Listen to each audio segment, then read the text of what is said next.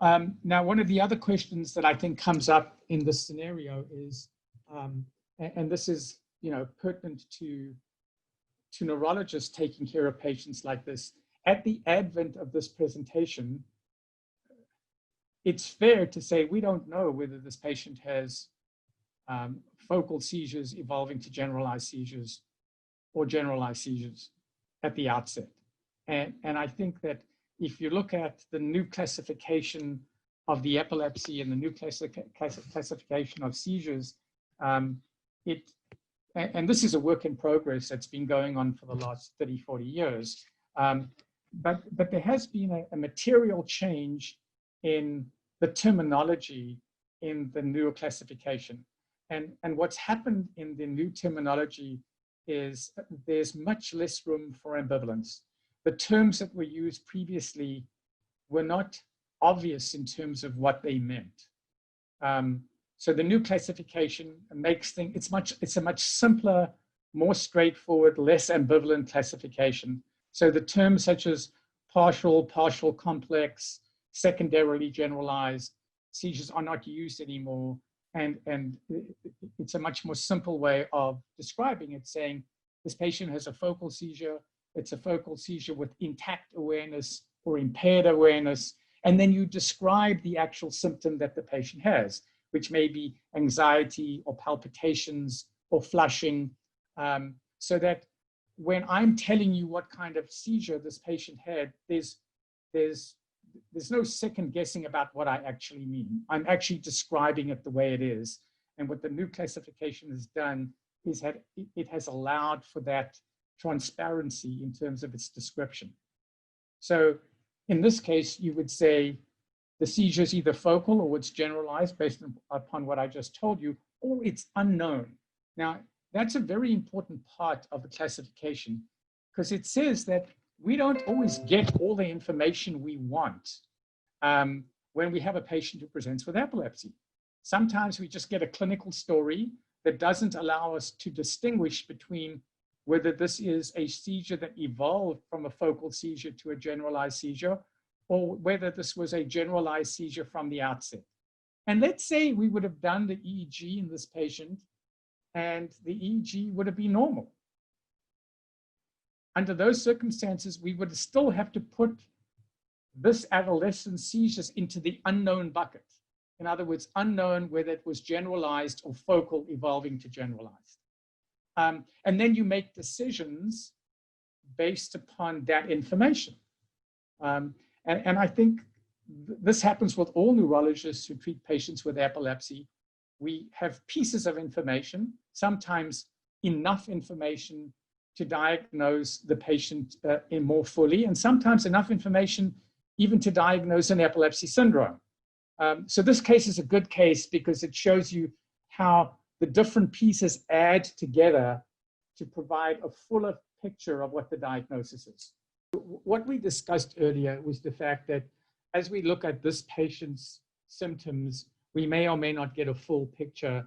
And that's the reason the new classification allows you, when you diagnose or classify the actual seizure itself, to say either it's focal or generalized or unknown.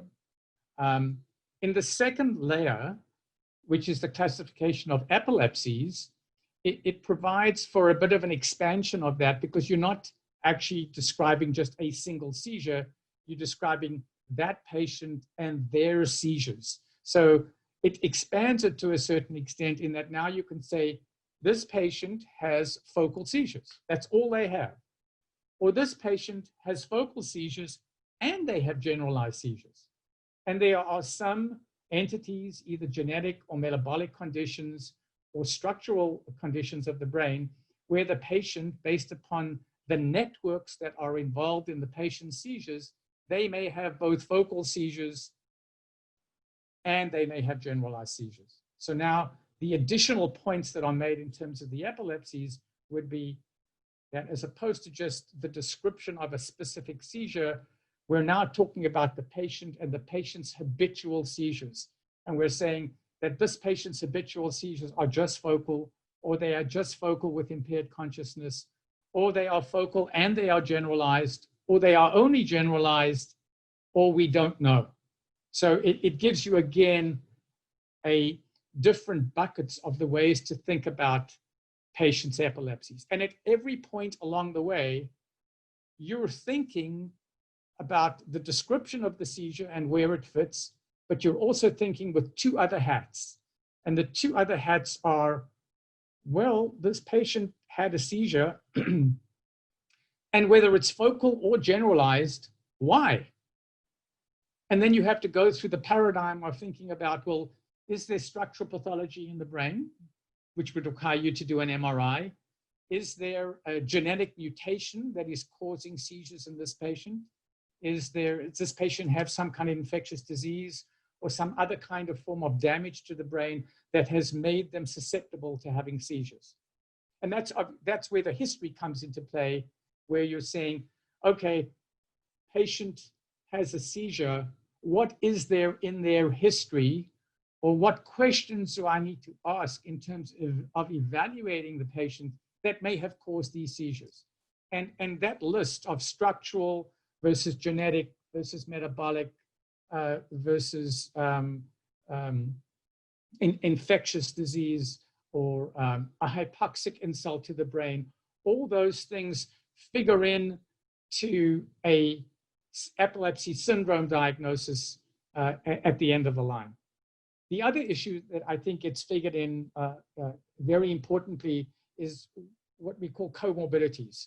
So if you have an underlying abnormality in the brain, either genetic or structural or whatever the case may be, that underlying abnormality is causing a symptom, and the symptom is a seizure. But it may be causing other symptoms as well.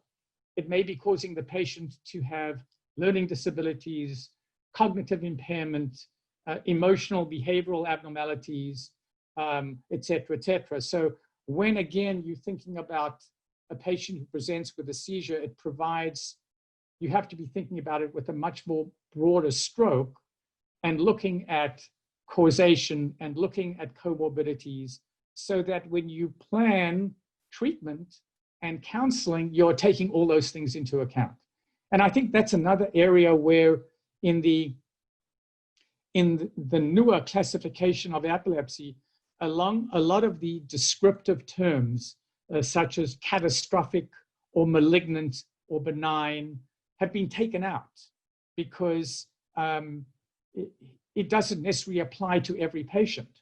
So one patient with a specific epilepsy syndrome may be relatively benign in one patient and not relatively benign in another patient. Therefore, you cannot use it as a descriptor syndrome for all patients. So I think a lot of that's been taken out of the new classification to make sure that it's much more direct and accurate.